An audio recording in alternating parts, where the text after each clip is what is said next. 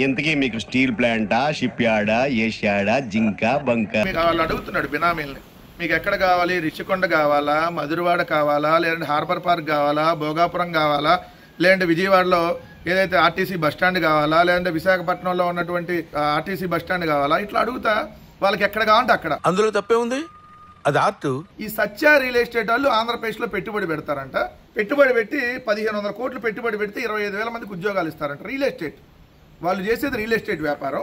వాళ్ళకి 30 ఎకరాల భూముల్ని మధురవాడ ఐటీ హిల్స్లో ఉన్నటువంటి 30 ఎకరాల భూమిని ఎకరం 1.5 చొప్పున ఏదైతే నారా లోకేష్ అని చంద్రబాబు నాయుడు గారు కట్టబెట్టారు. ఎకరం 50 కోట్లు ఉండదు అక్కడ, 30 ఎకరాలు ఆల్మోస్ట్.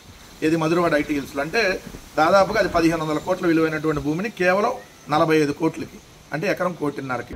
ఇది వ్యాపారం. అలానే కపిల్ చిట్ ఫండ్స్ తెలుసు కదా మీకు, మార్గదర్శి చిట్ ఫండ్స్ లాగా చిట్ ఫండ్ వ్యాపారం చేసుకునేటటువంటి కపిల్ చిట్ ఫండ్స్ వాళ్ళకి రియల్ ఎస్టేట్ వ్యాపారం ఉంది. హైదరాబాద్లో HMTV కూడా ఉంది. సో ఈ కపిల్ చిట్ ఫండ్ వాళ్ళకి విశాఖలోని పనోరమా హిల్స్లో 30 ఎకరాల భూమి, అక్కడ ఎకరం 100 కోట్లు ఉంది. అంటే దాదాపు 3,000 కోట్ల రూపాయల విలువైనటువంటి భూమిని ఎకరం 1.5 చొప్పున అమ్మేశారు. వీళ్ళంతా ఈ చిట్ ఫండ్ వ్యాపారం చేసేవాళ్ళు 1,250 కోట్లు పెట్టుబడి పెడతారంట, 15,000 మందికి ఉద్యోగాలు ఇస్తారంట. అలానే ANSR గ్లోబల్ కార్పొరేషన్ అంట, బెంగళూరుకు సంబంధించి 10 ఎకరాలు 29 సెంట్లు, ఎకరం అక్కడ 100 కోట్లు ఉంటుంది.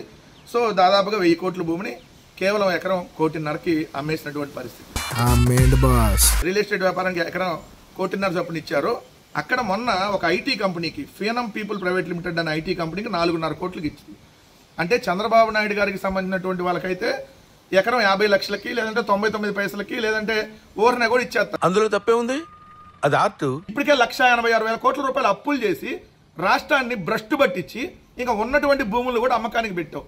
లులుకు సంబంధించి విజయవాడలో మన బస్ స్టాండ్ని, పాత బస్ స్టాండ్ 5 ఎకరాలని లులుకు అమ్మకానికి. అంటే ప్రభుత్వ భూముల్ని అప్పనంగా చంద్రబాబు నాయుడు గారి బినామీ కంపెనీలకి అమ్మేస్తా ఉన్నాడు. అందులో తప్పే ఉంది, అది ఆర్ట్. ఆంధ్రప్రదేశ్ రాష్ట్రాన్ని అమ్మకానికి పెట్టాడు. దివాకరం నీకు తెలిసిన బాగున్నాడుగా.